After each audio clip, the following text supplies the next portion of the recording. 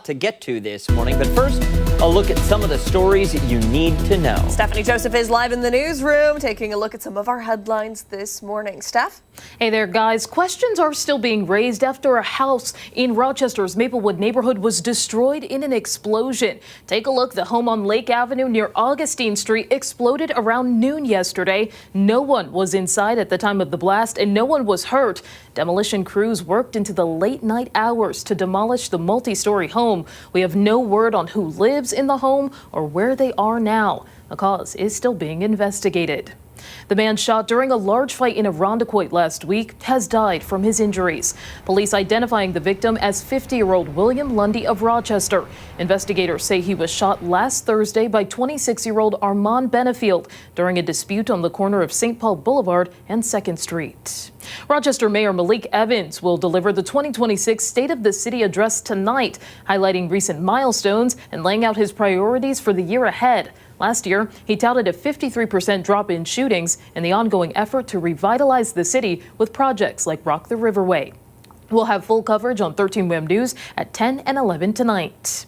Today is the last day to file your taxes on time. The deadline is midnight tonight. You can file an extension if you need more time. Filing a tax return late is the biggest penalty the IRS issues. The penalty for not filing is higher than the penalty for not paying. The IRS says refunds are up more than 11% this year. And that's what you need to know. All right, Steph, thank you very much. We appreciate it.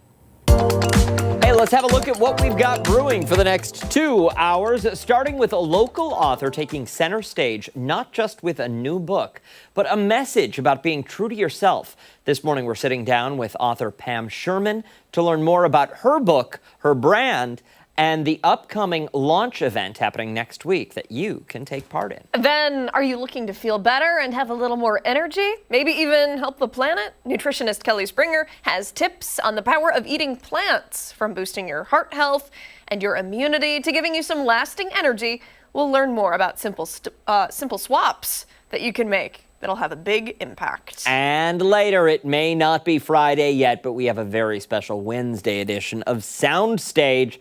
This morning, the Celtic rock band Tempest is stopping by this studio as they get ready to take stage at Love and Cup tonight. We're going to learn more about their music and even get a special in-studio performance. Before all of that, let's get a check of the forecast this Wednesday morning. Today, we're expecting a lot of what we saw yesterday. Showers and thunderstorms. Meteorologist Marty Snyder tracking what else we can expect to see this morning. Marty? Oh, good morning, guys. Yeah, we're starting off with that rain that has been across the area, and I say that in the past tense because a lot of it is mainly east of Rochester. Still holding on to areas into portions of Yates County, Ontario County, Wayne County, but you can see the focus for the thunderstorm activity. That's now well to our east. A lot of that moving in closer to Syracuse right now. So for us, we're beginning to see a lot of this wind down pretty well across the area. A couple little scattered showers still out there, but again, a much drier scenario now than what we're seeing. Even a little bit of fog has been trying to form across the area as well, kind of an eerie look across the region right now. And we're starting with numbers mostly in the 50s. We're going to see numbers spike back up pretty well as we head forward throughout the day today. That'll put us back into the 70s today, mostly low to mid 70s. Most of today is going to be dry. So we did see our rain initially today. We're drying things out now. I think longer term as we head into the evening, that'll be our next chance of thunderstorms across the area. Could see a good burst of rain during that time frame as well. But a lot of the in-between time for a lot of the daylight hours, many of those hours stay pretty dry for us. 60 tonight, 72 tomorrow, just a little lower on Saturday, but still not too bad, about 64 at that point. Briefly, we get into the upper 70s near 80 on Saturday, and then those numbers slide back into the 50s, then 40s into early next week. So much cooler for the much longer term, but at least these next few days, we're going to see these numbers move along pretty well for a lot of the upcoming afternoons. Yeah, let's just focus on the next 4 days. Yeah, let's not look at next week or Sunday. Good idea. Yeah, and Saturday looks to be the milder of the 2 weekend days, so if you have to choose one of those days, still some rain, but again, a pretty warm day for this time of year, so some good news there. Noted. Thank you, sir. Okay. All right, let's go off the top. We'll start with some of the things that have piqued our interest. I'll begin today. They say the customer is always right, but to what extent? Nowadays, we see restaurants going to extra lengths to make their diners happy. You'll find vegan, gluten-free, nut-free, soy-free, sugar-free, all organic items on menus, almost to the point where the tiny little symbols next to the dish are even longer than the name itself. One business owner in the UK, though, is facing some backlash after drawing a line in the sand. Jeff Taylor, the owner of Bun X, this is him, shared a review from an angry customer online who was upset about the service at his restaurant, or lack thereof. Apparently, he refused to serve them due to their allergies. According to the BBC News, one person wrote on social media, quote, "If you have a food allergy and you want to eat there, don't bother. They won't serve you. I felt like I had a disease or something." Taylor says that because he runs such a small kitchen, he's unable to accommodate those with gluten, nut, soy, or sesame allergies. This policy was put in place back in February when he decided there was no safe way to fully prevent cross-contamination. The buns are made in a bakery off-site, but that bakery handles nuts. The oil used contains soy, and the buns also include sesame seeds. They're all over. He says he makes it very clear when guests book a reservation that they do not accommodate allergies. In fact, Taylor says customers actually get a text message when they book a table explaining that the restaurant cannot cater to those with food allergies. Well, there are ways to reduce the risk of cross-contamination. Taylor says he doesn't want to take that chance. Taylor says, quote, "We're just a small team trying our very best to live up to our reputation for great hospitality and to look after everyone who walks through the door." He goes on to say, quote, "Ultimately, I want to protect people with these allergies. We don't want a medical emergency mid-service, and we don't want to put anyone through that." Let's take a look at some of the comments on social media. I was surprised. Okay, I'm excited to hear what they have to say. Okay, so this person said, "Split on this. Quite right that they're not forced to cater for allergens, but disagree with the policy of not serving. If the allergens have been made clear at the time of purchase, it should be up to the consumer to decide if that is a risk they're willing to take." The next person says, "He's absolutely right. In large prep kitchens I've worked in, allergy prep is done in a dedicated separate area, meters away, with full clean downs between each allergen. Trying to replicate that level of food safety in a small service kitchen is basically impossible." Another person said, "If I walked into his burger shop and saw his boat race, I think I'd do a 3-point turn." And another person writing in, "I don't think any business owner wants to turn away business, especially in the current climate. However, it's better than somebody having a reaction and dropping down dead. It feels like he can't win whatever he does." I tried to find, relatively even comments there, but for the most part, people on social media have said, yeah, if you have allergens, you get the text, it's telling you not to eat there, you probably shouldn't eat there. Don't risk it. Have these people never been to a restaurant with a menu that says no alterations? That's a good question. The chef is not making alterations. That's a good, yeah. This is the food we're preparing. If you don't want it this way, that's fine, but you're not going to eat it here. Yeah. I think that's all this is. Yeah. If you're bent out of shape, why are you sitting behind a keyboard complaining about it? Go find a better burger joint. Yeah. One that you can eat at. I'm fine with this. Where I'm a little confused as to him telling them that he won't serve them, I'd say, sure, we'll serve you. You might go into anaphylactic shock, but you already know that because you got the text message. Money, please. And I'd make them pay. Yeah. Just like regular customers. Yeah. I would. I don't know, what legally can happen. If you serve food in a restaurant and somebody has an allergic reaction and there's cross-contamination, I don't know enough about it. I would imagine that you can file suit and you would have a case if those allergens are not disclosed. Mm-hmm. If those allergens are disclosed, what are you filing a case for? Yeah, that's a good point. Good point, yeah. Listen. I hope this guy's burger shop makes it. I hope he stays open for a lot longer, and I hope he keeps on turning customers away. For the most part, yeah. Everybody on social media is like, let's all relax. Yeah. Yeah, and he has good reviews, too. I feel like this would be the burger shop that I would want to eat at because he's already done away with half of the customer base, half of the people you can't stand. You know what I mean? Yeah. The ones who are coming in and complaining about everything. Yeah. This lettuce is too soggy. I wanted pickles on my burger. These fries are too soggy. Can't deal with that. Can't deal with that. Me neither. Stop doing that. It takes me back. Oh, yeah, your service days. Oh, yeah. Terrible service days. Okay, let's move along to mine. There is a flight company that I genuinely want to be on. Qantas Airlines has been working on this since 2017. It's something called Project Sunrise.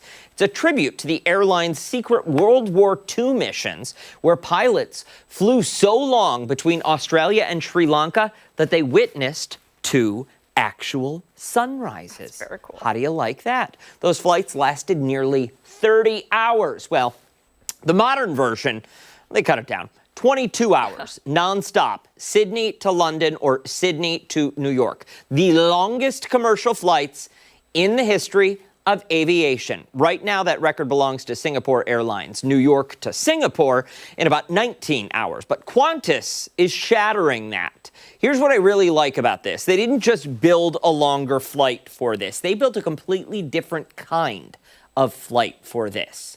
Only 238 passengers on the entire plane. 238 passengers on the entire plane. Think about that, though. Most planes this size carry close to 500 people. Qantas cut that number in half on purpose. There's a dedicated wellness zone where you can actually get up, stretch, move around, practice yoga. 12 different lighting modes, sunrise, sunset, awake, all of them scientifically designed to fight jet lag and sync your body to wherever you're landing. 6 first-class suites, 52 lie-flat business seats with a sliding door on every business suite for privacy. Now, look, 22 hours, I get it. It's a really long time to be in the air. But when you build the experience around the length of flight instead of just tolerating the length of flight, I think it changes everything. They actually partnered with sleep scientists at the University of Sydney to figure out how to get your body through these 22 hours. The meals, the lighting, the movement, the naps, all of this mapped out scientifically. Here's the kicker. The first plane literally just rolled off the assembly line in France 2 days ago. Oh, cool. 2 days ago. Commercial flights, pump your brakes. I know, they don't start until early next year. Tickets are not on sale yet, but when they are, probably don't blink. I was Googling this morning. Hang on one second, Rory. Googling this morning because I wanted to find out. And best guesstimates online for what I imagine are the first-class tickets. Give me a guess. 13,000? Do you want to try again? Higher or lower? Oh, higher. Abigail. 18,000? Higher. What? 25? Higher. So I saw a post. Again, we don't know how much it's going to cost. Qantas is not out with it. Where people were debating between $43,000 and $53,000 for the first-class suite. That's more than I paid for my roof. I guess the cost of the flight itself to operate cost something in the ballpark of $500,000, $500,000 to get those 238 passengers across the Pacific. Dude. Is that not wild? That is wild. Wild. That is wild. So I'm going to just write a letter to the CEO and see if he'll let a journalist on. You know what? For free. Just put it on the company card. We'll get reimbursed. It's fine. I need to get those numbers. That card expired. Oh, okay. Got to get those numbers updated. Ashley singing. Mm-hmm. Yeah. Yeah, I hear. Okay. Oh, sorry. Keep going. You still have more. It's 3 sentences. Go ahead. I hate flying. I really do. Like, the idea of it makes my stomach turn. This, I could get behind if it was a little bit more affordable. Yeah. A lot bit more affordable. A lot bit more affordable. Yeah. Because here's the thing. I mean, listen, I understand you have to pay for it, right? I get it. But, like, I feel like where we are right now with flying and, like, I'm not talking, like, long-distance flights. I'm talking, like, you know, a typical plane ride. It's, like, bottom of the barrel, right? Like, it's unpleasant for the most part. And then you've got this all the way on the other side. See, I put car rides at the bottom. Okay, sure. But I'm talking plane rides in general. Okay. Like, not great, right? Everything's a little sticky. Everybody's coughing. Sure. Everybody's nasty. Sure. And then you've got this thrown up great, in garbage bags. Yeah. Yeah. You've got this other thing that you're talking about. We got to find a happy medium here. I agree. One thing I left out, and I'm realizing it now, and I probably should have clarified in the beginning. The company is not saying that you get to see 2 sunrises with this. Okay. So in 2017, they did do a test flight with one of these, I think they're A380s, from New York to Sydney. Okay. And with the specific timing of those flight or of that flight and the route they took, they did experience double sunrise. Okay. But I don't believe that is the case for all of these flights. Okay. How often are they going to do them? I have no idea. Couldn't tell you. Do you think people will really be able to afford, what was it, $43,000 for a plane ride? I guarantee all 238 or 48 seats on that plane will be filled. What are you saying over there? Why buy one when you can have 2 for twice the price? I mean, it's true. I'll be in steerage. I won't. They'll put me with the luggage. Yeah. You know. And the pets that don't fit in the seat next to you. Yes. Okay. We got to stop with these songs and barks in our ear. Hey, I was going to just end the show. I was going to say that does it for us. Don't forget to wake up with us again tomorrow morning. Wouldn't that be nice? The show's not over. Stick around. We've got a lot more to come right here on ARC Rochester, including when we come back. We're checking in with Chris Lopez, who's live this morning, exploring the MAG in honor of World Art Day. And don't forget, you can watch us on the go. We are streaming live. Join us on the 13 Wham YouTube channel and on foxrochester.com. We'll be right back. So the show's over? Show's over.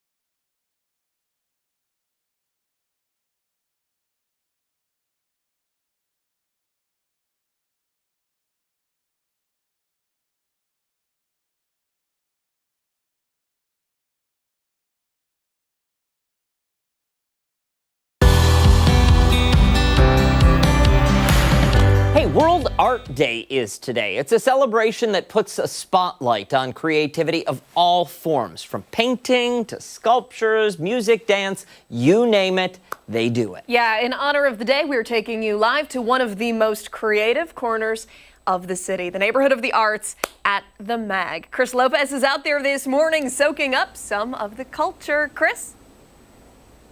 Hey, good morning, guys. Yeah, all morning long we've been showing you guys around here at the MAG.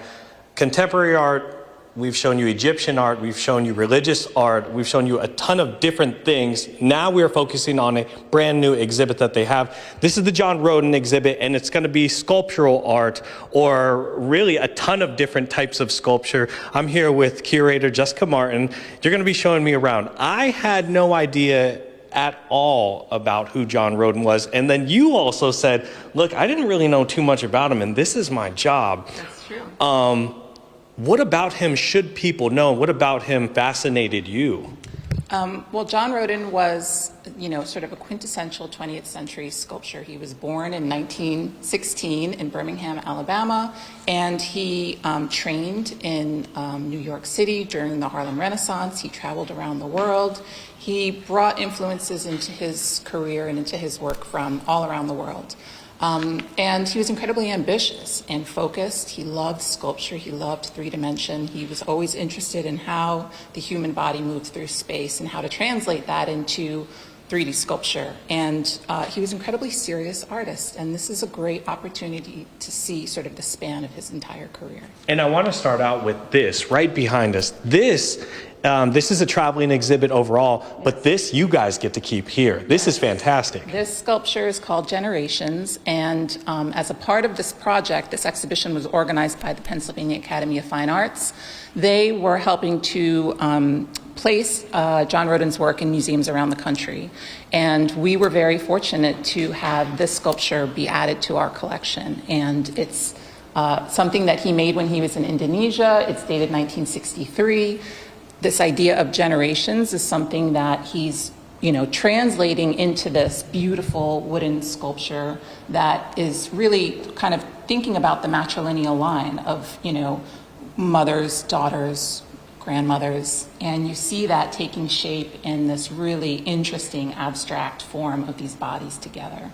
And this is a traveling exhibit that goes nationally, I believe. Yes. But what's unique to Rochester is the dancing over here. You guys did a partnership with Garth Fagan Dance. Yeah. Yes. And what is the dancing, when people walk in here, because it's all over, what does the dancing represent when it comes to the sculpture, when you guys tie that together? Yeah, so we, having this exhibition have been around the country, here in Rochester, we wanted to do something special. And we saw this connection that John Roden had with movement and the body, and there was a very natural connection with this incredible treasure that we have here in Rochester of Garth Fagan Dance. And what a wonderful opportunity for us to collaborate with them. So we invited them to respond to specific works in this exhibition and to choreograph dances that are now projected on the wall. So there are 5 of these dances throughout the gallery, right next to the work that inspired them. And it adds movement and life into the space in a way that we're really excited about. And let's take a walk over here to show some of the different pieces of art. But I got to ask you, what do you think that adding that dance does to someone who's looking at that piece of art?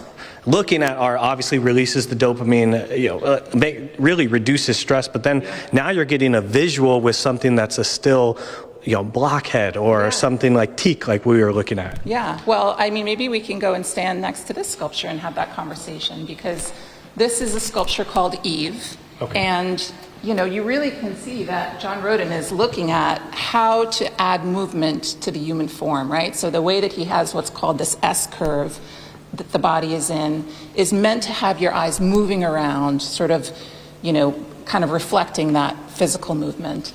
And now the dance that's next to it actually has a physical body in movement. And P.J. Pennywell, the artistic director and choreographer of these dances, was really quoting some of the forms that you see here.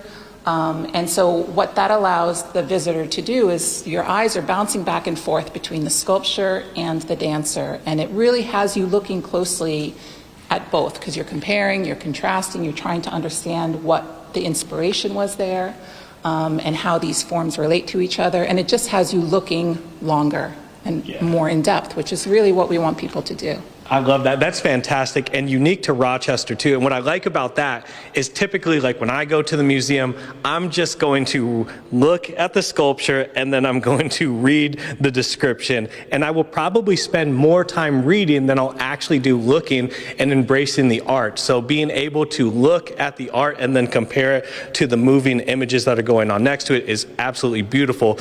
Come to the MAG today. It's World Art Day. Celebrate all different kinds of art. We'll check back in with you guys at about 8:43. We're going to stay here in this gallery, and we're going to go pretty much to the other side of the world, and you'll know what I mean at 8:43. Back to you in studio for now. All right, keep on killing it out there for us, Lopez. We appreciate it, my friend. Don't go anywhere. When we come back, it's time for this morning's weather trivia. Meteorologist Mark McLean is with us on the other side of the break.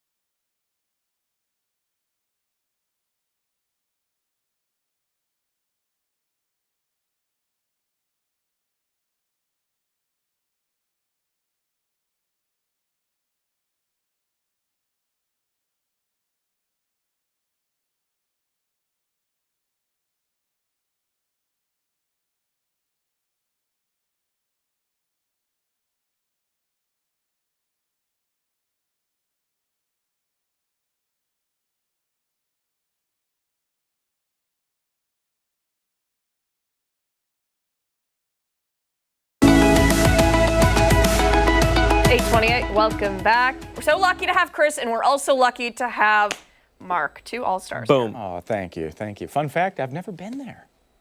To the MAG? Yeah. Oh, Right? I was. And it's not because I don't want to go. I just haven't. You know? Yeah. Yeah. Not even like a field trip in school or. You want to go? Yeah, we should all go. We should. Listen, I think that would be such a fun. Day trip? Yeah. Arc in art. Look at you. Let's go. It's not really good, but we got to give it That's to 'em all right. sometimes. We gave you your compliment for the day. Oh, okay. All right. So now I You just get get to on with work. it. Get to work. Yes. Right? Okay. What did we have this morning? Wheaties. Rain. Thunder, like Wind. Thunder, lightning, weather. I win. It weathered this morning, okay? Let's talk about it. You know, thunderstorms produce a lot of things, but one thing that they do produce that we don't get a lot of is tornadoes, okay? In what area of the thunderstorm does a tornado typically develop? Is it in the front updraft, the middle of the storm, the rear downdraft, or the anvil part of the storm?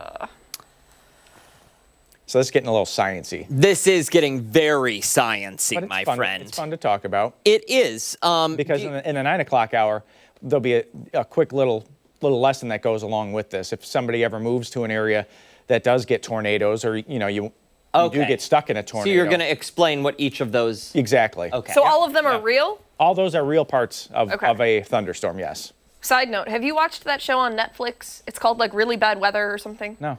Oh, What is it? the first one is tornadoes, and it was Is it? really interesting. Oh. Yeah. Have you watched, other side note, have you watched that other show on HBO called Bad Neighbors? Because you remind me of some of those characters. Oh, no. Am I a bad neighbor? I know. I am. Not at all. That's why you're not. That's why they put me over here. All right. We'll have that answer at 9 o'clock. You know what we did have, though? Woo! Look Watch at this. Watch this. We'll pause. There's the little fog. Right? Boom. Whoa. There's some lightning right there. Nice. Just northeast of the city. This was when that line was coming in. And it was one heck of a light show in Spencerport. I'll say that this morning. There we go. We'll pause again. Boom. Right Wow. 23. You know, this is the third version of the Wham cam that we've had. We've had 3 different cameras through the years. The first one actually caught its own demise on camera Oh my God. because it takes snapshots like this, and it snapped at the same time that a bolt of lightning hit the tower and fried it.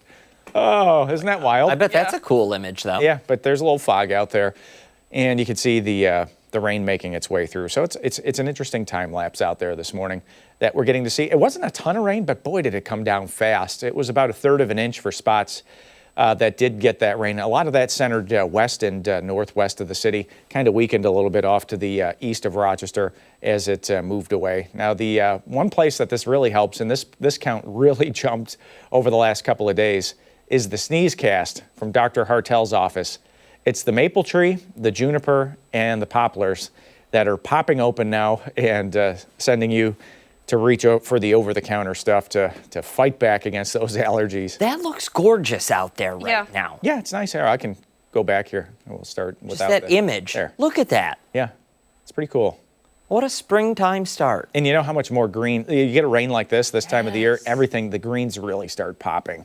I was saying that earlier. I noticed just the grass around my house. Yes, in the last 2 or 3 days. Yes. Yeah, huge difference, huge difference. 53, I actually mowed 2 days ago. There were some spots that needed it. Visibility is at 8 miles. There's that rain. It's off to the east of Rochester. Those little white things off to the east of Syracuse, you see how the red areas turn white? That's a hail indicator that we have on the radar. So it could be a little hail mixing in east of 81 right there. The area is closer to Rochester, kind of drying out at this point, and it looks like that's going to be the case for much of the day today. Just kind of a quiet but mild day for this time of the year. We'll take it. That front is kind of draped right over us. So areas north of the city are cooler. Areas south of Rochester are in the 60s right now because of the positioning of that boundary. But it will lift back to the north as a warm front today, and that's going to warm things up. We're going to be back in the 70s again today. May get the same experience tonight. I know this is after bedtime for you guys, but 7, 8, 9, 10 o'clock tonight, west to east across the area, may have a similar line of storms that goes across the area. Will temperatures be impacted in a similar fashion? Yeah, they'll bounce around because if we're in the 70s before that, we'll drop back into the 50s. When that goes, But not the 30s. Not the 30s. Okay, no, good. No, that's next week. I'm fine with We'll it. get to that fun point in a minute. A little shower activity tomorrow morning, a little bit Thursday evening. So we'll have to wait for that cold front to go through to get any real changes in the forecast. But you know, we're not looking at the potential of any real damaging storms today. It looks like that potential is down in Pennsylvania, south of that front, where a little bit more energy is, a little bit more warmth. But what we will see is a healthy dose of rainfall. You get rain amounts between 1/2 inch and 1 inch, possibly over 1 inch through tomorrow morning if some of that rain moves over the same spots for a couple of times. But low 70s at noon, mid 70s at 4 o'clock. Some late day thunder is going to be a possibility. Tonight we're going to see temps in the mid 50s. It's going to be a mild night. Again, some showers late tonight, and the extended forecast for us does have numbers dropping back into the 60s on Friday. We'll see numbers bounce back to near 80 on Saturday. It's going to feel like summer. Low 50s on Sunday, mid 40s on Monday, frosty on Tuesday. Frosty? Yeah, morning. What, do you want to fight? We were talking about this, the garden segment's coming back tomorrow. Okay, so we were doing some shooting yesterday, and this time of the year, you really have to pay attention to the forecast because a lot of the places where the plants come from, it is like 70s and 80s. Plants are wide open. They're like, yay, it's time to grow. And then you bring them up to Rochester, okay? And it's the middle of April in Rochester, but you bring in these large volumes of plants and you simply can't move them once they're here. You know, there's only so much space inside to bring some of this stuff. So looking at that, cautiously for early next week because there could be 2 mornings where that temperature is in the 30s Well, listen, or upper 20s. I'll put this out there. Yeah. If the garden factory has any tropicals they need to move into storage, I've got the space. Me too. And I love a tropical. Those ones are in the tropical greenhouse, bud. I know, but if they have a surplus, Okay. if they have extra. Send a few your way. Yeah. Send a few your way. Absolutely. Yeah. Listen, I'm not upset about it because we've got an 80 on there. Yeah. And I'm surprised that was not your question today. It's been how many weeks we can do that since we've tomorrow. had How an about 80? that? No, I don't want it tomorrow. Do you ever feel like, okay, let me ask you, when we do our little whisper thing sometimes when he's doing his forecast, do you ever feel like you're back in school and like, I feel like you're talking about me. we usually are. Usually we are. God. It's normally because, like, when you had graphics up, you said, 2 days ago I actually mowed the lawn. I looked at Abigail and I said, missed a spot. Oh, my. Of course we're talking about you, but it's all Final thoughts. I'll have a joke that'll go along that theme. You're going to tell it to us twice? Yeah. But they don't know. They don't know. Hey, what's up with your bird feeder? We haven't seen those in a while. Yeah. Oh. Are the batteries dead? No, it's good. It's good. Yeah? I'll show you some Did pictures. we hurt your Squirrels? feelings when we made fun of it? Are you going to just make fun of everything I do? I'm genuinely No, we're asking. genuinely asking now. Did I hurt your feelings? Oh, no. I want to see the birds. Okay, I'll show you. Those are actual tears. We should go to commercial. Don't go anywhere. A lot more to come right here on ARC Rochester. We'll be right back. Your attitude is not great. Fix it. Oh, it's wonderful.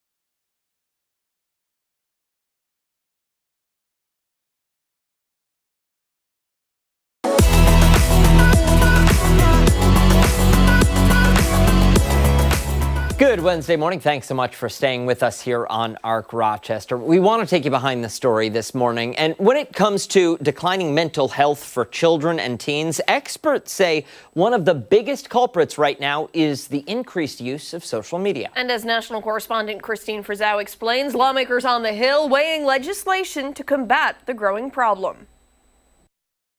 The push and pull between social media companies and the public growing more intense by the day. Just weeks ago, Meta and YouTube were found negligent in the case of a woman who said she became addicted to the sites and severely depressed, with many more cases expected to follow. There are so many families who've been tragically hurt through the addiction of social media. Meta now blocking ads from law firms on their platforms, including Facebook and Instagram, which are seeking to find clients to sue social media companies. In a statement, a Meta spokesman says, quote, "We will not allow trial lawyers to profit from our platforms while simultaneously claiming they are harmful." Lawmakers on Capitol Hill continuing with another bipartisan push to protect kids online with the Stop the Scroll Act, which would require mental health warning labels on social media platforms. Social media is like the circus mirror of what the reality. It distorts it and it magnifies certain things. It's not true. The warning is a caution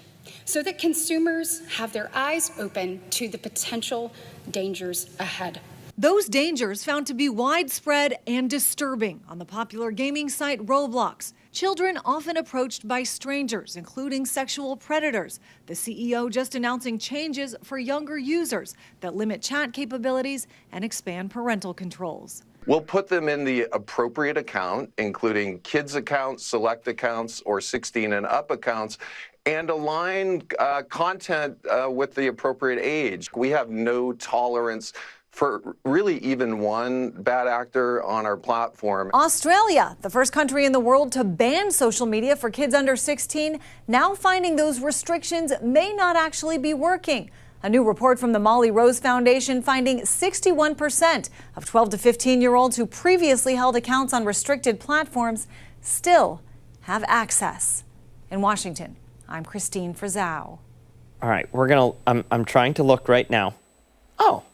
That's not bad. What? I don't think. What? My screen time. My Okay. average usage. Yep. Okay. Do you know what yours is? I have a good idea. Can you double check? Yeah. Okay.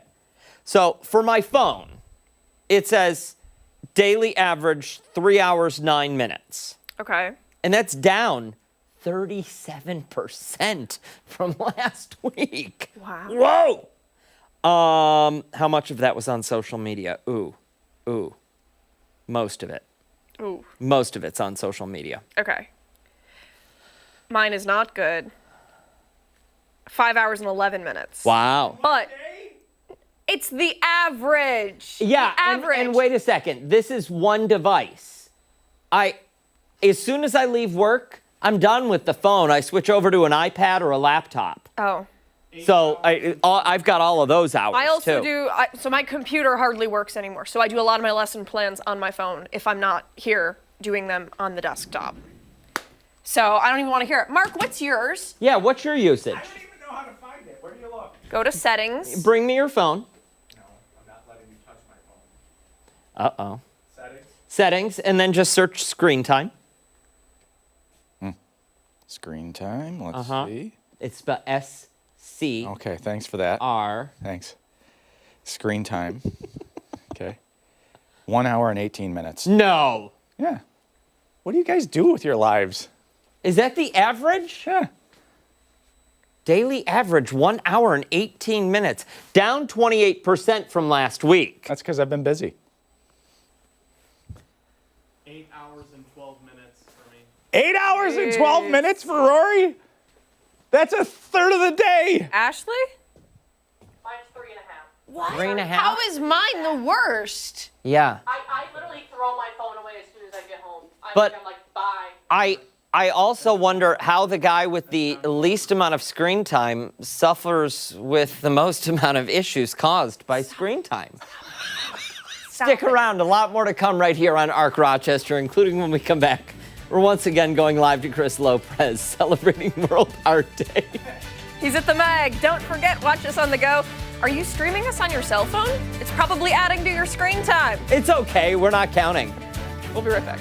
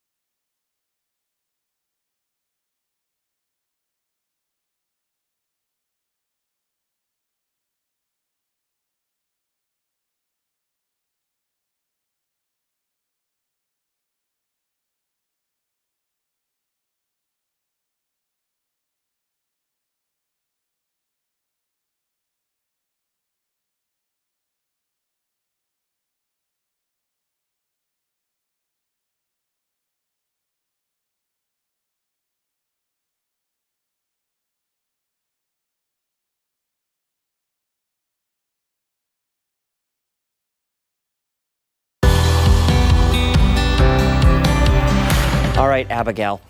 We're going to read a book now. No, it's we're called. not. We're going through our pile of books because we've got a lot of them. Yeah. Hey, today is World Art Day, and on social media earlier this morning, someone said to me, "We are so fortunate," and we say this constantly. Yeah. We are so fortunate to live in such a creative community. Yeah. The amount of talent that is in the greater Rochester region is second to none. Yeah, truly. And, you know, it starts so young. You think of School of the Arts, right? Mm-hmm. So many amazing theater programs throughout the Rochester area, which we feature many of them on the show. And then going up to college, right? You've got the Eastman School of Music. You have Nazareth University. You have so many amazing programs. And then we're fortunate enough to have, you know, the Jazz Festival and the Fringe Fringe Fest. Festival and the Memorial Art Gallery. The Memorial Art Gallery with a, what is it, September for the Clothesline Festival they have. Yep. And we just had 6x6 with Blue Cease, or 5x5. No, 6 by 6, 5 by 5. 6 by 6. Oh, we're so fortunate. Yeah. There is tons of stuff always going on. Chris Lopez, though, wanted to learn more about World Art Day. What did he just do? I don't know. He's giving me a I thumbs missed up. it. Oh, you ready to go? You can talk to us now? Yeah, he's live at the Memorial Art absolutely Gallery. ready to go. Yes, we are here in the John Roden exhibit. This is brand new, and this runs until August, so it's a great place to go during the summer. I'm here with Jessica Martin, curator here at the MAG. And you wanted to get to this particular piece right here. And I say piece because we're looking at both the dancing as well as the art. Yes. What about this drew you so much that you were like, I have to talk about this? Yeah, there was, this is one of the works that PJ choreographed in response to this sculpture called Safari, which shows 5 women walking in line, and that, you know, you can kind of see the relationship between their bodies that the artist is asking you to consider, right, with repeated form, etc.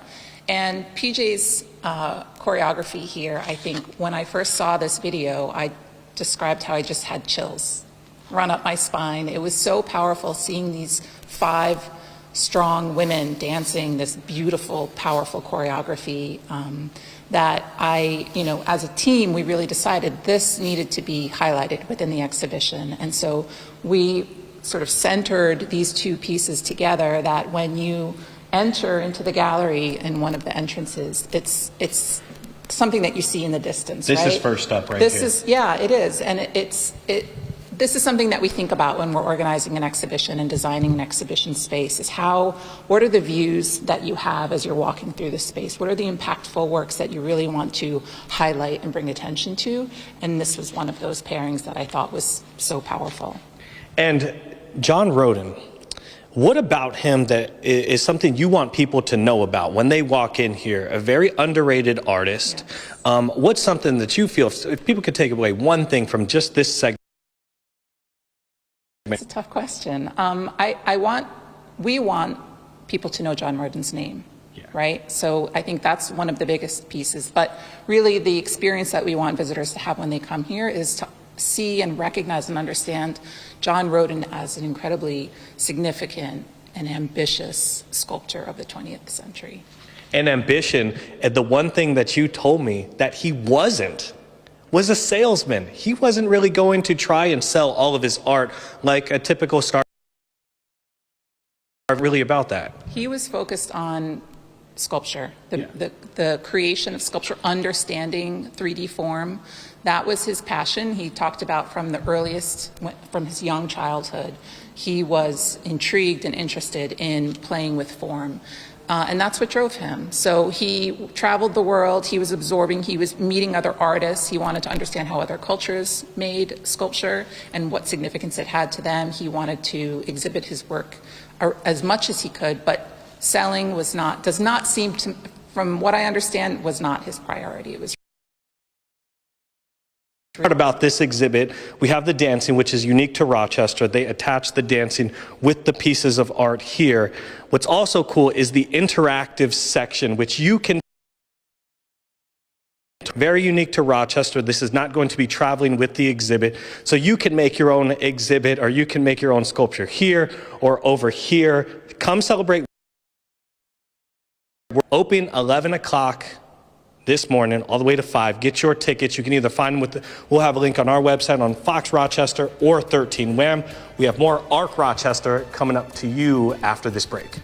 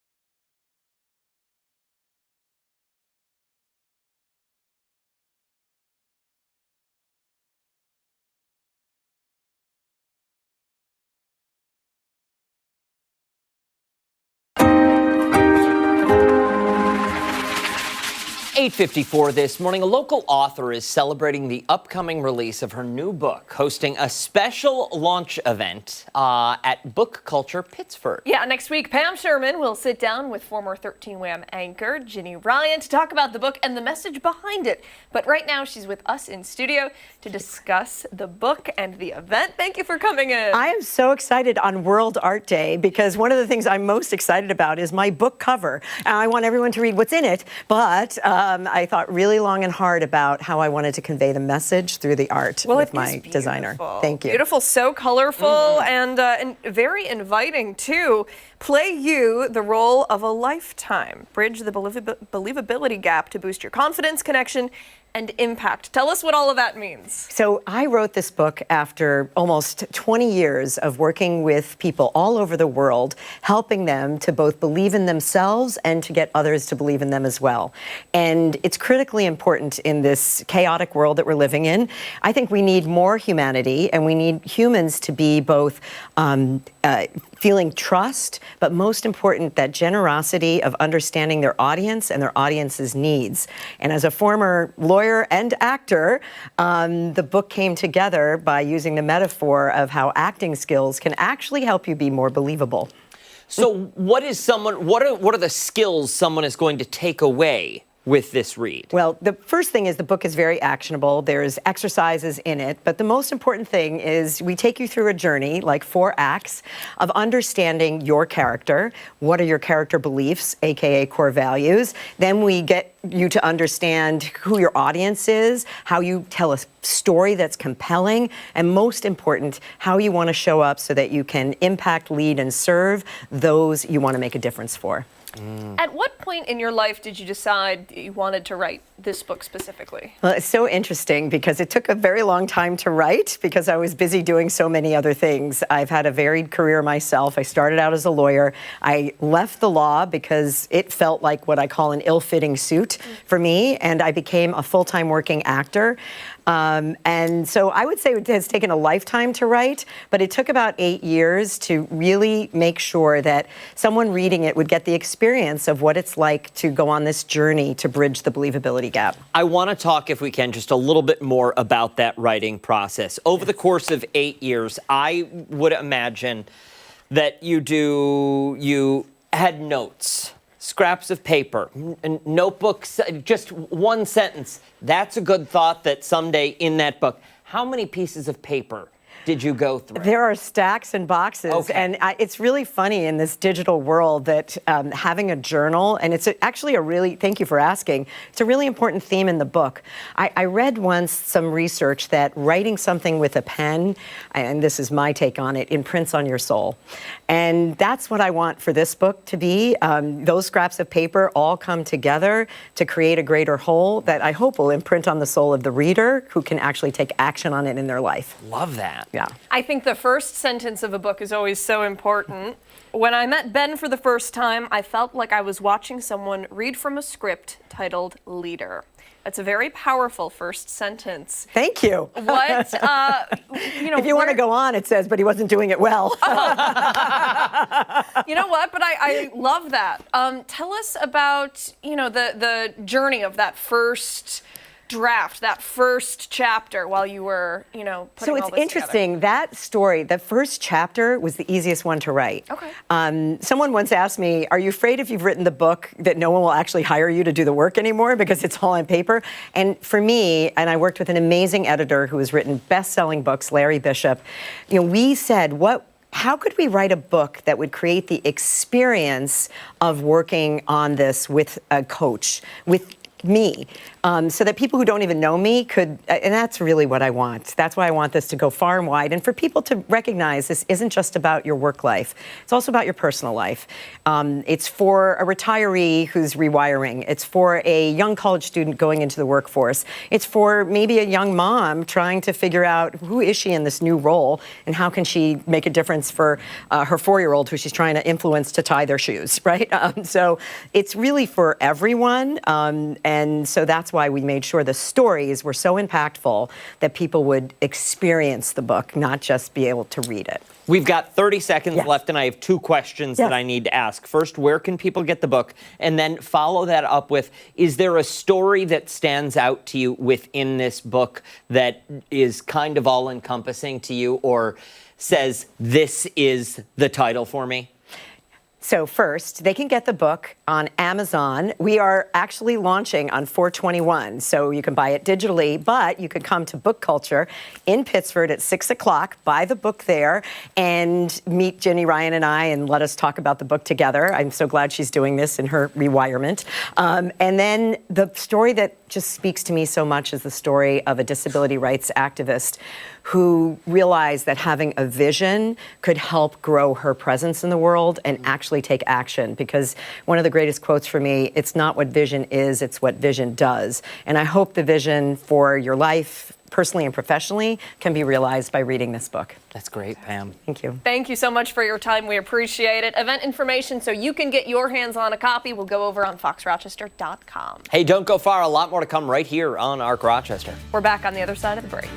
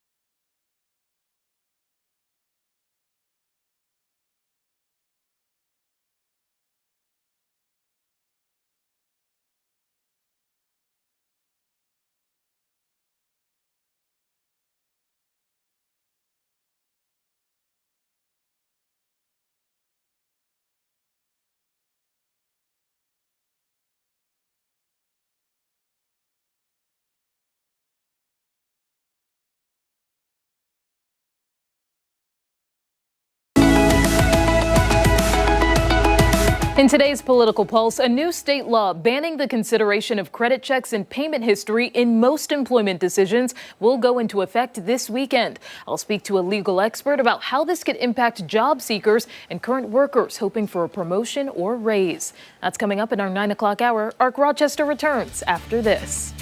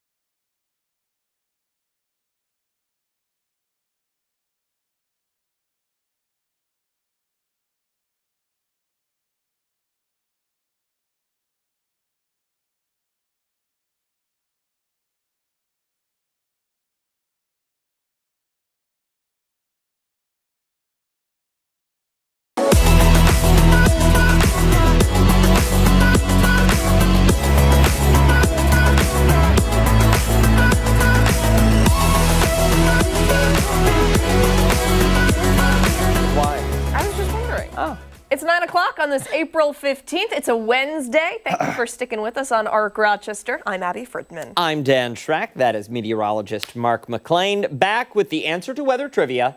He's got the Muddy Paws forecast. He's got the full forecast, and he's got flowers on set. Yeah, we'll do this. We'll do this a little early, right? I was going to do this tomorrow, but Abby's going to be on vacation. These are violas, and these are pansies. These are tough little flowers that can withstand the weather that's about to move in next week. Ooh, okay. Is it black or red?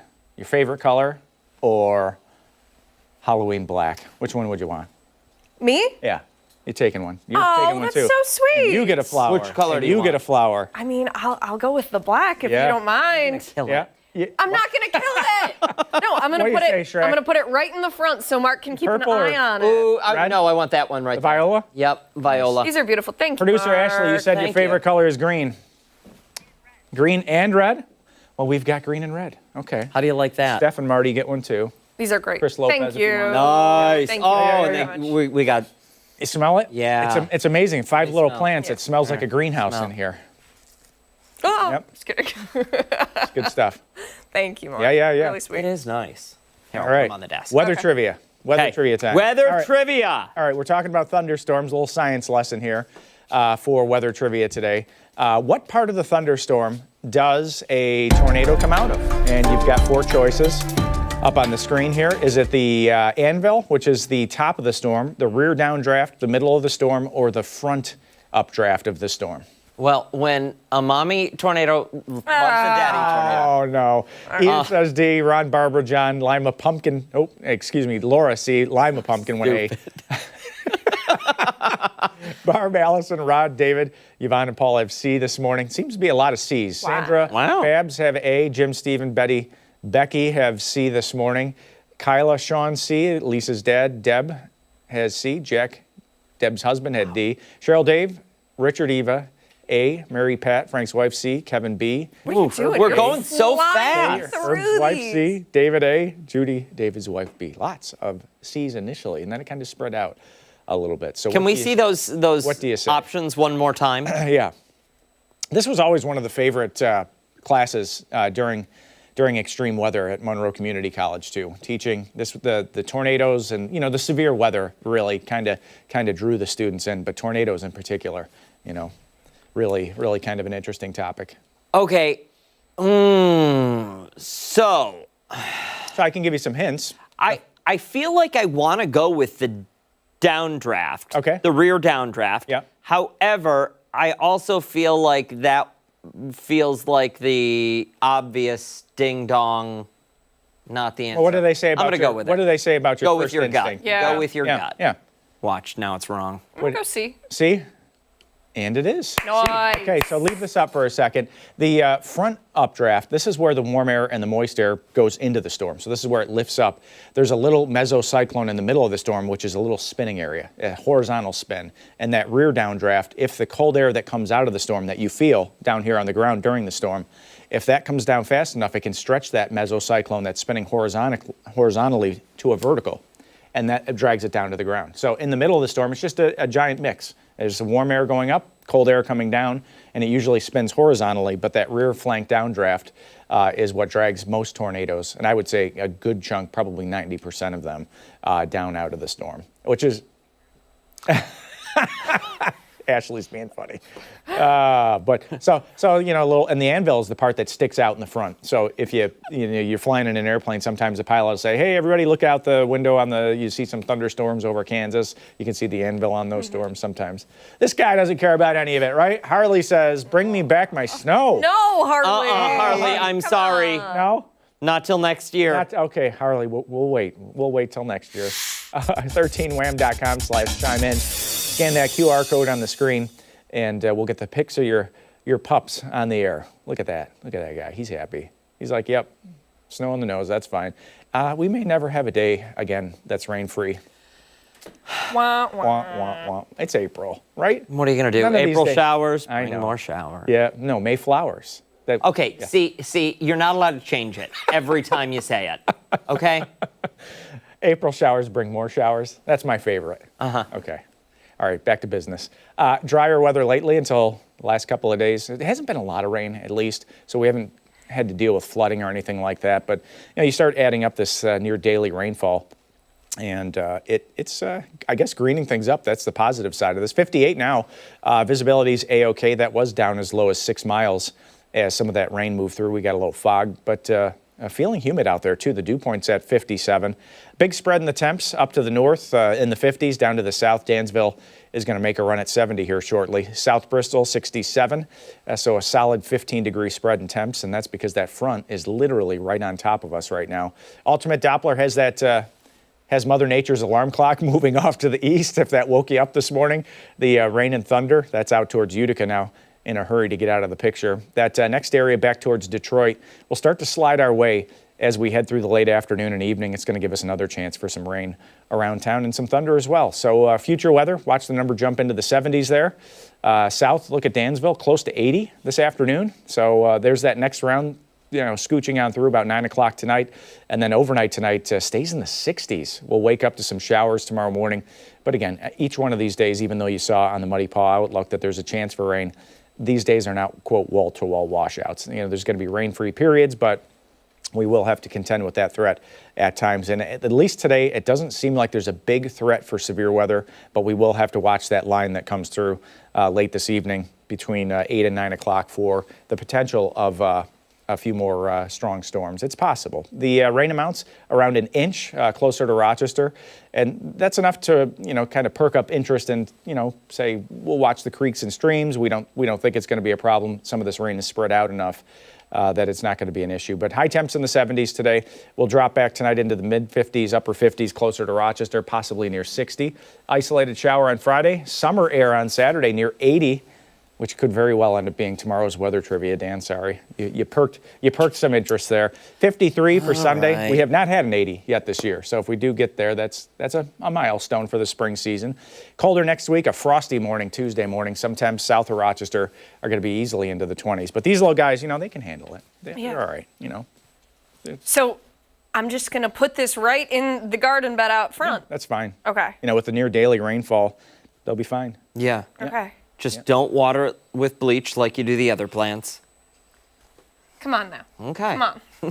This is a warm up for the pumpkins. Okay. Yes. This is a warm up. Yeah, Listen. we all remember how that failed last year. Mine survived. I think you had the latest one. Yes. Oh, you did? Yeah. Mine was like this big. Oh, I thought the dog ate it. No.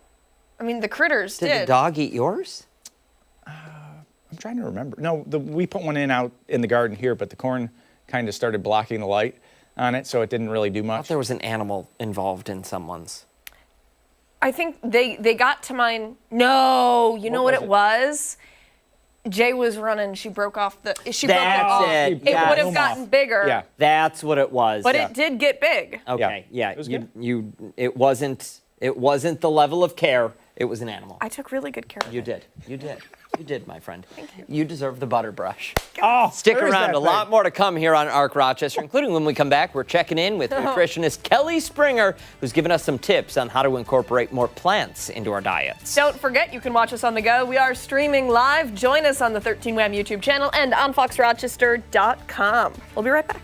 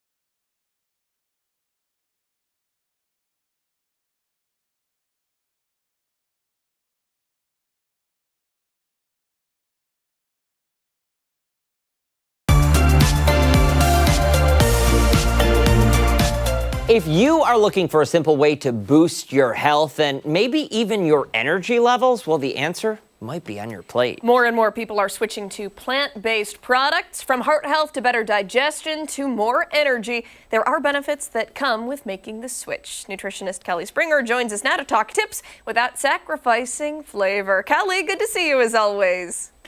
So nice to see you. And it is Earth Month, and that's why we are talking about plants. And as a registered dietitian, we need to be eating plants. And there's a lot of reasons for that. They are packed with vitamins and minerals and antioxidants that helps your body thrive.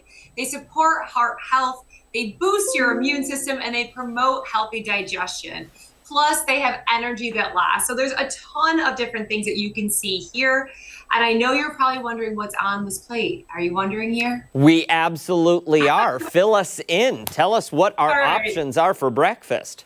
So the thing is, there's so many plants, and that's where with the diversity of these plants, we're now understanding that that is what feeds our digestive tract and keeps our immune system healthy. So we have everything from my husband made this incredible sourdough last night. We have our sweet potatoes, raspberries, lemons to get our good healthy fats. We have some nuts and also some avocados. And then I have this veggie tray here because it also takes time to cut these things up or to make a sourdough, but it doesn't take a lot of time to get a veggie tray. So I actually went to the store and priced it out. And if you were to buy the celery, the peppers, the carrots, the tomatoes, the cauliflower, and the ranch dip, it would actually be less money than buying this all cut up and ready to go. Wow. Yeah. That's a really good point there. Do you remember the numbers by chance? It is pretty similar. It's just like a little bit less, but you're not getting any waste. You are not using any time cutting it up. You even got the ranch dip to go with it. And people are like, oh, as a dietitian, should you skip the ranch dip? No, things should taste great. We should have everything in balance. And having a little bit of ranch dip with our veggies, it's going to give us that fat that helps us absorb these fat-soluble vitamins. So again, yeah, you love it, right? No, Kelly, I'm putting my foot down here, my friend. Get some hummus on that veggie platter, okay? You can make a swap, just so you know. You can, instead of using sour cream, you can use Greek yogurt as the base and just mix in your ranch dip. So just yesterday, my daughter's doing her social media now. She's awesome. She just posted yesterday how you can do this. So it really, truly tastes exactly the same. And you may be like, no way, there's no way it tastes the same. It does. It's amazing. So it's something I bring on the boat all the time in the summer. You just literally mix in the Greek yogurt with that ranch packet, and then you're going to get probiotics as well as all the fiber sources. I've never gotten an invitation for the boat. I Have know. you? Kelly. I know. Kelly. I would bring all the veggie platters. And the kefir. And the kefir if we got an invitation for the boat. You're coming. You're coming out. And this is something, just so you know, I do this spread wherever I go. And it's amazing how many people do enjoy it once it's cut up and ready. So preparation is key. We want to make sure that we're having it ready so it's not going bad in your fridge. But we want to make sure we're incorporating these fruits and vegetables into our life to truly stay healthier. And I feel like if it's all cut up and ready to go like that, it's so easy to just like grab a little handful every time you go to the fridge. Absolutely. And these are tips and tricks that your dietitian can work with you. So if you go to kellyschoice.org, you can book your registered dietitian right on the site. You can also call our office at 315-710-0080. You'll be able to talk to Sammy and Kristen. They'll get you scheduled, and we'll go through your, like what you like to have and little tips for you too. So right now, it's really a crazy time. Most insurances fully cover, not even a copay, fully cover dietitian services. So it is a really amazing time to be able to have your own personalized dietitian. It's telehealth, and we can go through all of this information to keep you truly healthy this year. You can't make it easier unless you were to spoon feed people, Kelly. Thank you so much, my friend. We appreciate it. Thank you. Don't go anywhere. When we come back, Steph will be here. She's breaking down some of our top political headlines. Political Pulse coming your way next.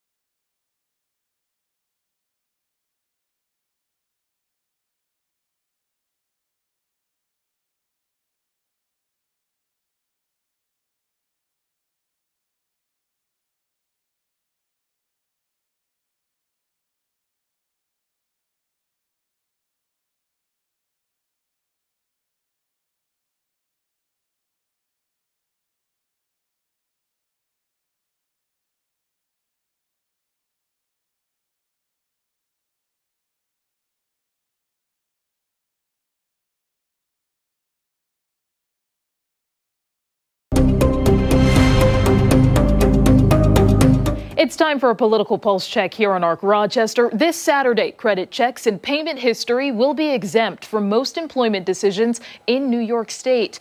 Governor Hochul signed the law last December, amending the state's Fair Credit Reporting Act. The change would apply to several workplace areas, including hiring and promotions. New York is the 11th state to ban the use of credit information in employment. However, there are some exceptions, depending on the job, that is. To help me break down what this means for you, I am joined by Jared Cook, Senior Counsel at Tully Rinke PLLC. Good morning to you. Good morning.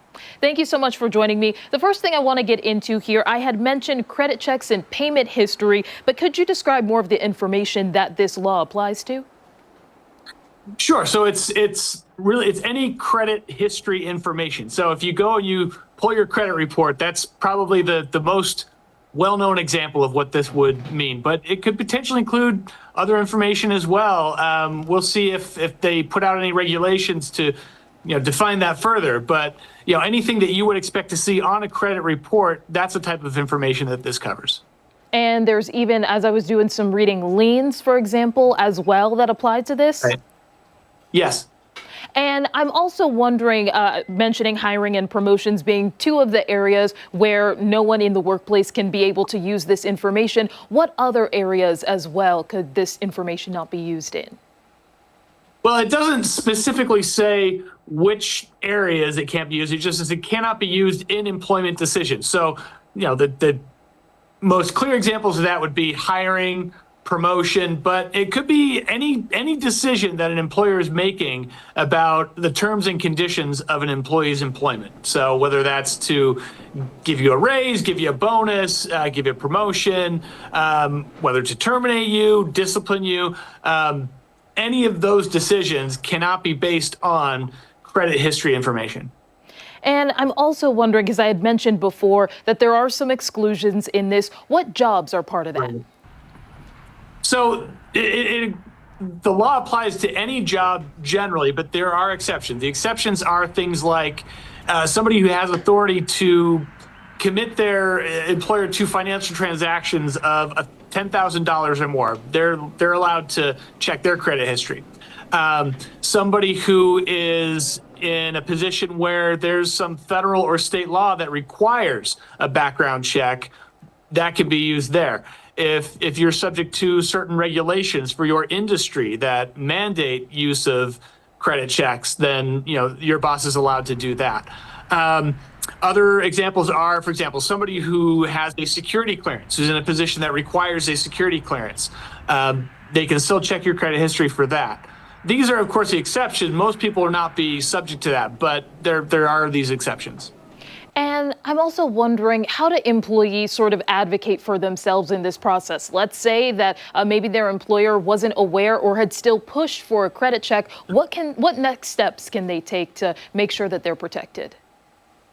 Well, that's a great question. I guess the first thing I would say is if you are applying for a job, or if you're working and your boss says, hey, I want your consent to run a credit check or to get your credit history, you should be aware that you are not required to consent to that you can say no. You have that right. As far as remedies under the law, there was nothing in the bill that amended the Fair Credit Reporting Act that created new penalties for employers, but there are existing penalties under the Fair Credit Reporting Act. So somebody who violates that could be subject to fines. If it results in actual damages to a person, a consumer, then the consumer can sue and recover their actual damages. The law doesn't necessarily say employees, but I would expect that a consumer would be construed broadly to include employees who are damaged by this law, at least potentially. And are there any other nuances or something that people at home may not know about this law? Well, I mean, we can talk about the reasons why the legislature wanted to do this. So one of the things is the concern is a lot of people, if you've had bad financial luck and you are trying to climb out of a financial hole, if that is then used against you to be able to find a job that pays you well, that's going to be a problem. Obviously, it's no secret that the economy has been very difficult for a lot of people over the last couple of years, and there are more and more people who could potentially be affected by this type of thing. The other issue that they mentioned in passing this law is that a lot of credit reports have incorrect information. Something like 25% of credit reports may have errors in them. You paid off some debt and it's still showing up as something that you haven't paid. So, the other reason why they passed this law is concerned that, these credit reports and the information on them may not even be accurate. And you don't want employers making decisions about people's employment that could deeply affect their lives based on incorrect information. So those are kind of some of the reasons why they thought it was necessary to pass this law. The other thing to keep in mind is that this is not exactly breaking new ground. I think you mentioned earlier in your story that there are 11 other states that have done this. And even in New York City did this same thing about 10 years ago. So there's been some experience with this type of law already. It hasn't caused major problems, so to speak. Industries have adapted to it, and it appears to be working as the legislature designed it to work. At least in those areas, we can expect that it probably will be the same as it gets implemented statewide. That is for sure. Jared, I want to thank you so much for joining me this morning and providing some perspective. Happy to do it. Thank you. Of course. And be sure to stay with ARC Rochester for your top political headlines. We are back after this.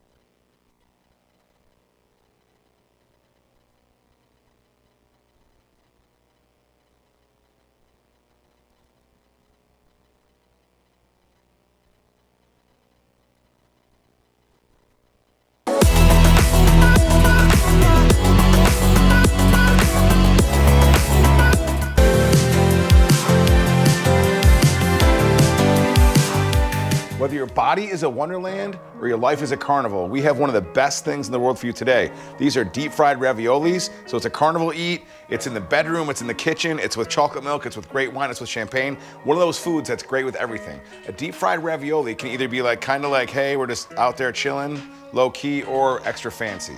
Now, our dear friend Danielle made these for us special. You can get yours out of the freezer, just make sure they're cooked, but ours have braised short ribs, ricotta, a little bit of garlic.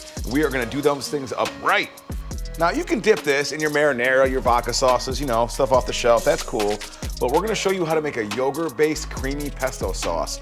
We're gonna start with pine nuts, toasted pine nuts. And I'll tell you a story too involving pine nuts. When I was a youngin', my older cousin kind of played a trick on me. We were visiting my grandparents and we're all hanging out, and he was gonna make some food and he goes, we need some pine nuts, and we had one. So he had me go and find all the pine cones in the yard and try to get all the pine nuts out of them, but those pine trees did not produce pine nuts.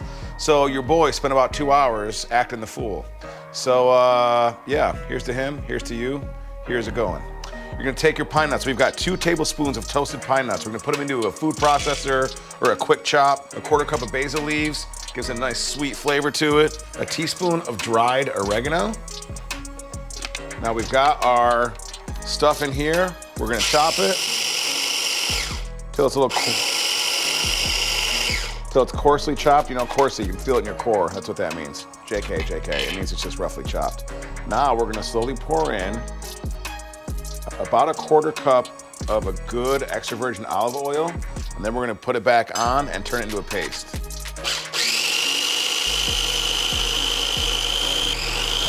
Now we've got this all set up. It's been grinding, we're grinding away at it. It's gonna look this really nice little creamy thing.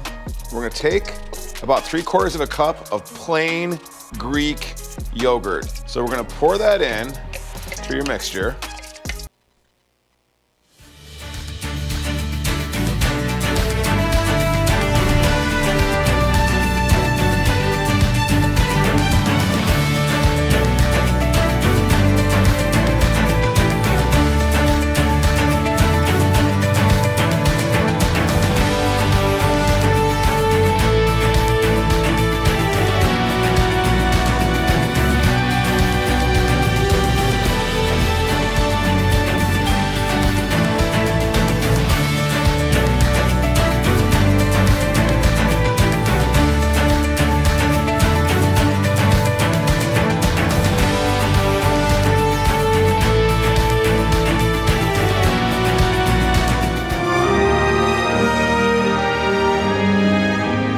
Amazing America 250, America Remembers, is sponsored by Prevagen. Jackie Robinson faced unrelenting discrimination when he broke the color barrier in baseball, but never quit. His purpose, bigger than sports. Every April 15th, every player in the MLB wears number 42 to honor the man who changed the game. It was April 15th, 1947. The pressure on Robinson enormous. He took the field for the Brooklyn Dodgers, the first black player in modern Major League Baseball. But history was met with hate. Robinson received death threats. Fans hurled racial slurs, but his talent was greater. The same year, he won Rookie of the Year. Jackie Robinson was a 6-time All-Star and World Series champ. Robinson didn't just break the color barrier, he proved it should have never existed in the first place. For America Remembers, I'm Angela Brown. Amazing America 250, America Remembers, was sponsored by Prevagen.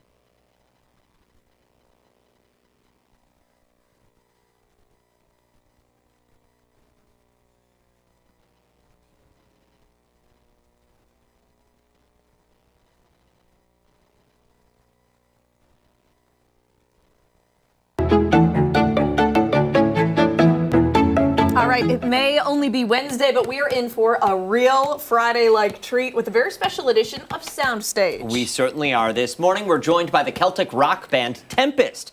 They're getting ready for an upcoming show tonight at Love and Cup. But before they go on stage there, we are getting a special live in-studio performance right here. Thank you so much for coming in. We appreciate it. What are you going to be playing for us? We're going to do a traditional Norwegian summer solstice celebration song. How's that? That's perfect. Sounds good. All righty. Take it away.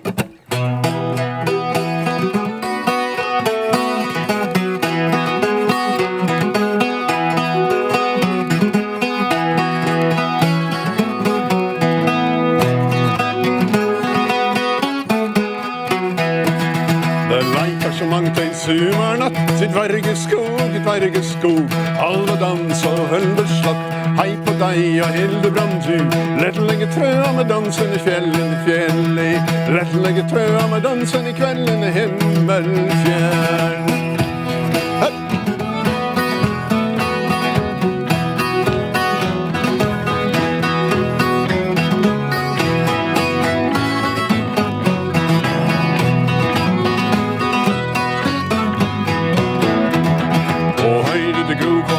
Jeg til deg, dvergeskog Kom til de alven, lek med meg Hei på deg og Hildebrand du Lettlegge trøa med dansen I kvelden I fjellet Lettlegge trøa med dansen I kvelden I himmelfjern hei du pek, vi taler det så Dvergeskog Først skal du springe mitt hjerte blå Hei på deg og Hildebrand du Lettlegge trøa med dansen I kvelden I fjellet Lettlegge trøa med dansen I kvelden I himmelfjern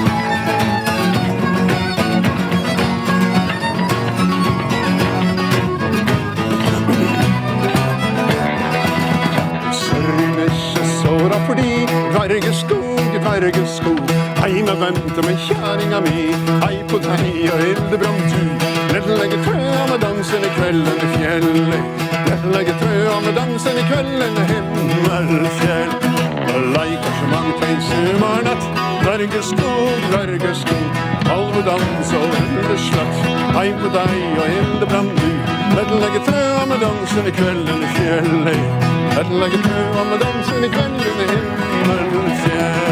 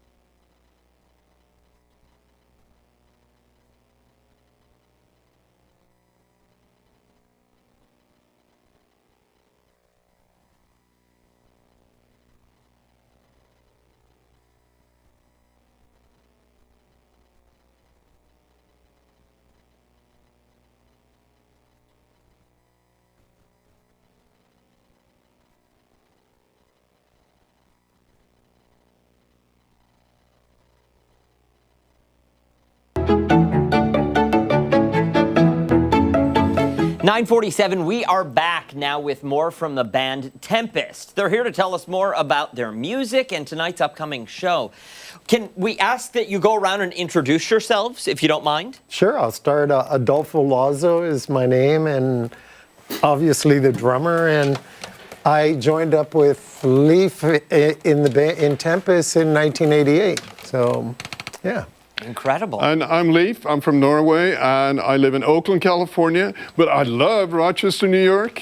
And I started the band, as Adolfo said, back in 1988, around the Civil War during that time. Well, Rochester loves you just as much as Oh, you love thank you so much. It's always great to be back. And here's our fiddle player. I'm John Berger. I live in Sebastopol, California, which is in Sonoma County, where the good wine comes from. I was in the band from 94 to 96, I think, and then I left and came back at the beginning of last year. Very good. And I'm Ian Butler, a California native. I was in the band from 90 to 95, and then I quit for a while to raise a family, and then they grew up and moved out, and I've been back in the band now for a few years. Okay, I want to start with the two of you. I want to know, is there a difference between the band that you were initially performing with and the band you rejoined later? We're older now. Fair. What he said, and a lot of the things that go along with that, we're somewhat less boisterous now, and the shows are over by 5 p.m.? Yeah. Whenever possible, yes. No, see, the thing is, when you're in a rock band, you never grow up. So Adolfo and I are still kids, and, you know, we influence these guys. So they stay up till midnight now. Keeping us young. Yeah, but we went off and grew up. Yeah. Tell us a little bit about what life on the road is like. You know, you guys go all around. You're here in Rochester. California's home. I'm just going to go like this and pull your mic out quickly. There we go. California is home for you. You know, I'm sure you've seen a lot and you've traveled pretty far. We have, and we enjoy that part of it. Me personally, my two favorite things in the world is traveling and play music. So I feel really privileged to have found a job that covers both, you know. Absolutely. When you started performing, for all of you, I suppose, did you think that this is what it would be, you know, 38 years later? Yeah, I was hoping for something like this. I was hoping to meet you wonderful people and be in a real TV studio in New York. I mean, when you're a little boy growing up in Norway, wouldn't that be your dream? Sure. I think so. I'm not sure I thought I was going to be alive 38 years later. Yeah. At the start of it? Yeah. And for you? Well, you know, funny thing is, when I was a kid, I wanted to play drums, and I also wanted to travel, but never did I think I was going to be in a situation where the both would be mixed, and I get to do it. And so I'm just very happy to be doing it. And 38 years later, and we're still doing it. And you might not know this, but Adolfo and I were both in elementary school when we started the band. That makes sense. That tracks. Yeah. That Numbers, absolutely it tracks. adds up. Yeah, absolutely. So we don't know a ton about this style of music, or I should say I don't. I can't really speak for you, but I'm imagining you don't. Do you write your own music, or are these common songs? It's both. You know, sometimes we will write new lyrics to traditional melodies. Sometimes we'll pick up a traditional lyric and write new music to it. Sometimes it might be an original song that sounds like an old traditional song. The one we just did for you, by the way, that's an adaptation of a traditional song that I, you know, picked up somewhere back home many years ago and kind of remember and you know, like played in our own style. And it's so old that it deals with ancient rituals. Like, it's called Troll Dance. And it's about the trolls coming out of the mountains and joining the celebration while all the local people take off their clothes and run around naked in the woods. As one does. As one does, yeah. As one does. Pre-internet trolls. Pre-internet trolls. I like it. I like it. One more time, for someone sitting at home, they want to catch you perform while you're in Rochester. When, where, what do they need to know? They need to come to the Love and Cup by 8 o'clock tonight, but come a little earlier because there'll be tickets at the door. The advance ticket sales are cut off as of yesterday, so people can get tickets at the door, show up a little early, and get a good seat, and then join in the fun because we're going to get people up on their feet as well. I noticed you guys were doing some stomps. Is that encouraged from audience members? I learned that from our favorite audience members. They said, put one foot in front of the other. And that's what I did. Yeah. And you followed instructions. Exactly. And you now, guys are, talk about talent, my friend. Talk about talent. Thank you so much for coming in. Don't go anywhere. You either, because on the other side of the break, we're coming back for our final thoughts and one more performance from Tempest. We'll be right back.